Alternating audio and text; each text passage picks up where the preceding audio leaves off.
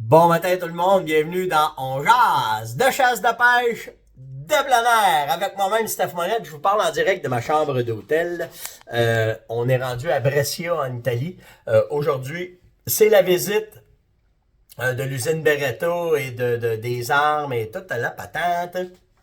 Fait que, inquiétez-vous pas, on va ramasser en masse d'images puis en masse de photos pour vous montrer ça. Dans la même lignée qu'on avait hier, je vais continuer l'entrevue que j'ai faite avec Rick de chez Beretta. Là, par exemple, c'est vraiment le bout le plus hot que moi je trouve quand il m'a parlé de la BRX1.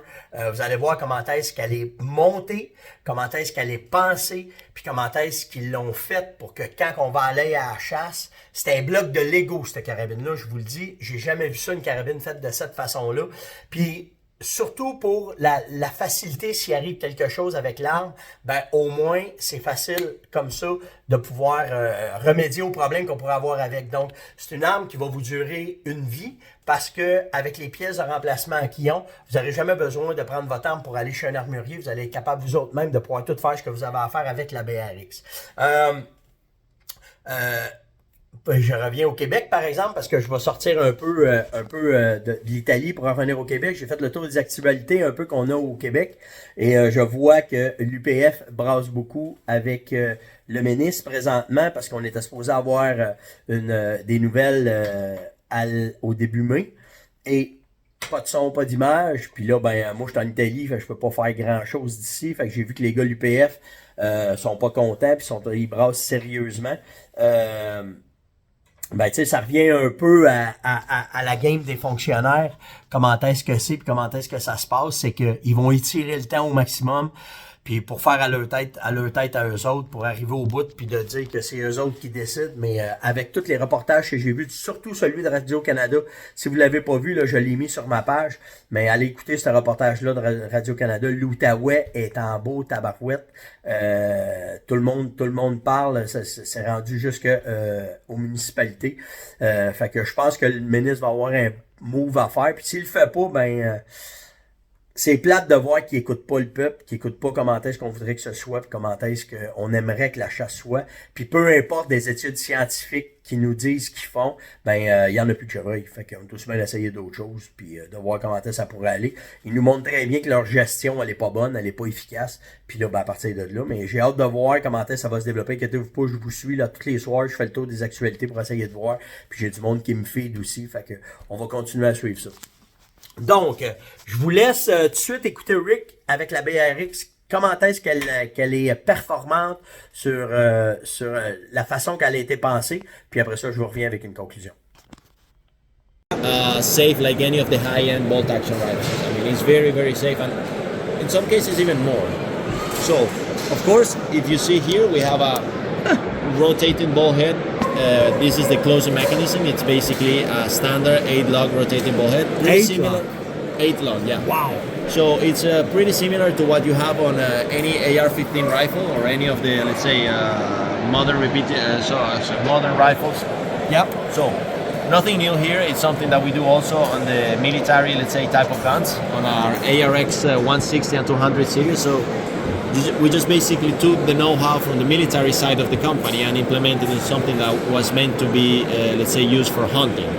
So the whole, let's say, philosophy on developing the gun was, okay, it needs to be a gun that it's going to be used for hunting, but the way we developed the gun was using the same method and the same, let's say, procedures that we use for developing any military gun. So, keeping this in mind, of course, reliability, safety, it needs to be simple, it needs to be easy to shoot. That amazed me how you take that out easily. And and the other particular thing now that we're here is that the gun is totally ambidextrous. So I can just push the cam ball here, I can remove the central part of the bolt group, so I have my bolt hand and the bolt cylinder, and I can simply change this side, and I just can choose the side of the ejection of the rifle. So I can choose right hand ejection or left hand ejection, depending on what you want. And the same thing, you can do it independently, also with the bolt. I mean, in this case, I have a knife here, but you can use a pen or the tip of a bullet. You can change No way. So it could be left or right gun, It can easy be like that. Easy like that. I mean, it's something that you're not gonna use all the time. But for example, I have my brother. He's a left-hand shooter. And That's I have it. one rifle. So sometimes we go hunt together, and he hunts with this rifle. So it's easy for me. So he doesn't have to reach on the other side because it's a lefty. Yeah, I agree. That's a major thing for us. In Canada, that's going to be amazed if the guys can do like this. It's simple. It is. It's crazy. It's very simple, and Yep. the other thing is I'm just gonna put it back to right-handed, so you can see again how quick it is to make it. Also, from let's say from a repair or part point of view, if you want to just go that way, I mean, the gun is basically like a Lego, to put it in that terms. I mean, all the parts are interchangeable. So in case something breaks down or you have I don't know. Things can happen. Mechanics. You just buy one piece, drop it in, and you're ready to go. You don't have to do any fitting, you don't have to do anything, and eventually we'll just start playing with this, for example, with the trigger group and come out with some different trigger group. But that's going to be end of 2023, maybe 24. Okay. So you can choose maybe a double stage trigger or just Wow. upgrading the gun in many ways. So that being said, the other thing I want to show you here Yep. is the trigger group, which can also be removed from the gun. And this goes always, let's say, looking for a gun that is easy to do, easy to maintain. And then, for example, now you have your trigger group, which is the single package. They are all interchangeable. So in case something happens, just, you break your trigger group, you drop it, you lost one piece, whatever, you were cleaning the gun or something, you can call your gunsmith and say, hey, send me another one. Or if you want to buy an extra one, you just take this one, drop in, and that's it. And eventually, with an upgrade, you can buy the upgraded trigger and you can do it in your house. So that's a perfect gun for the high country, what we have in Canada, or the wild country. Yeah, the wild country. If you're in backcountry, it's and this is the gun. As you can see, you have all these pieces, and that's it. Wow. So besides, I mean, it's of course we have a polymer stock and foreign. Yep. They have a specific type of, let's say, checkering, stippling, depending on the surface where you want to put it. It's different. Yep. Of course, the magazine sits flush, which means that you can shoot from your backpack. Right. In case you're shooting in the mountain, making a long shot, you want to get down, you can do it very quickly. Yep. The trigger, in this case, we have a single stage trigger, and it's adjustable in 3 positions. You go from 900 grams in the top to 1.5 kilos in the bottom. Right here, just 1 second. No, that's a little bit of oil. So that's it. Easy. So you have 3 positions, the one, the second, and the third. So this would be 1.5 kilos, an intermediate position, which is 1,300 grams more or less, and the other one is 900. Wow. So that's, let's say, a very good thing. Depending on the weather condition, if it's very cold, you might want to increase the weight. People always want light triggers, but if you are in the cold and outside and you're agree with you. I agree your with hands, you. you lose sensibility, so that's important also to And also if you have gloves or something like that, exactly. So you don't want something to send. It's out of the box like that. So it just, in order to reassemble it, it's very easy. You just put the trigger back again. I just push the safety lever right here. I arm the hammer. It's gonna assemble again my bolt group. I push this here, and that's it. Wow. Donc, pour ceux qui comprennent pas l'anglais, je vais juste faire un petit recap de tout ce qui s'est dit par Rick sur la BRX. Premièrement, vous avez vu comment est-ce qu'elle est facile à démonter. Hein? C'est hallucinant de même qu'elle peut se démonter. Puis toute l'arme a été pensée sur le côté de l'ingénierie Beretta militaire. Fait que vous allez comprendre que les soldats, les gars qui sont sur le terrain, ils ont besoin d'avoir des armes fiables, mais surtout ils ont besoin d'avoir des armes qui sont capables de réagir rapidement si elles s'enrayent, si elles brisent. C'est de cette façon-là que la BRX a été pensée. Le receiver, j'ai eu beaucoup de questions là-dessus, que tu sais, quand on arme le mécanisme, d'avoir peur que ça nous revienne. Quand tu pousses le mécanisme, c'est toutes les têtes qui tournent puis qui viennent rentrer dans la culasse, et pas dans la culasse, mais dans la... Voyons, ce matin, j'ai de la misère avec mes mots, mais qui rentrent dans le canon. Puis il y a 8 barrures que je vais vous dire, ça a un nom, là, mais je vais vous mettre ça simple. C'est quand ça rentre, ça vient tourner, il y en a 8 comme ça, pour empêcher que quand il y a un tir, puis que le recoil se fait, elle va se désarmer, puis elle va retourner par en arrière.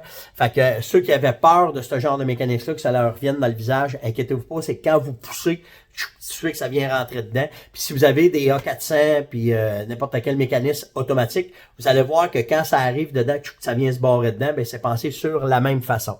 Comme je vous dis, la technologie est militaire. Il voulait s'assurer du bon fonctionnement, surtout de la fiabilité. OK? L'arme est faite pour la chasse, mais avec toutes les étapes de procédure, toutes les étapes de fabrication et rigoureuses que toute l'ingénierie militaire. Simplicité, facilité de monter et de démonter l'arme. Vous avez vu, je ne sais pas si vous avez pogné cette bout-là, quand il parle de comment elle peut se changer facilement de gaucher à droitier.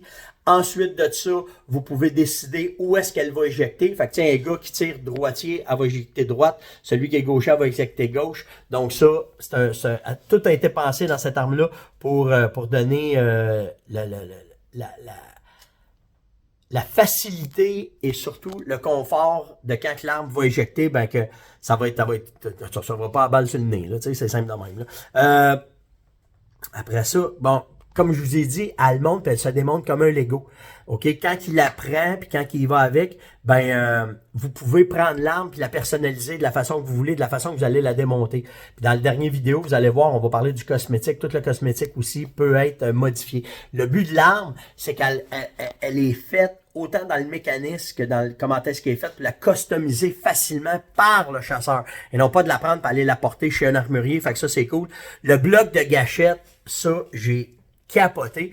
Puis, tout ce que vous avez vu, là, c'est que la carabine, après ça, ils vont tout refaire les pièces individuelles pour encore une fois plus la mettre custom, pour la mettre encore plus selon les goûts et la façon qu'un gars voudrait avoir l'arme. Fait que quand il a enlevé tout le bloc de gâchette, ben, il vous a montré comment est-ce que c'était facile de la défaire. Mais après ça, il y a 3 ajustements dedans pour la gâchette qui sont de, attendez, 1,5 kg, 900 grammes puis 300 grammes, si j'ai bien compris. En tout cas, il n'était pas certain lui non plus, mais pour vous dire qu'il y a 3 positions pour l'avoir plus dur, moyen et très sensible pour que quand vous faites du tir, ben, de mettre l'arme selon votre besoin à vous autres quand vous allez chasser. Tu sais, c'est sûr que si tu es en pleine forêt puis que tu vas cogner l'arme n'importe quoi, tu veux pas qu'elle puisse qu'elle soit fragile, mais si, exemple, tu veux faire du tir à longue distance, ben tu veux qu'elle soit beaucoup plus sensible quand vous allez peser sur la gâchette. Fait que la BRX va être très, très, très facile à ajuster pour pouvoir faire ça.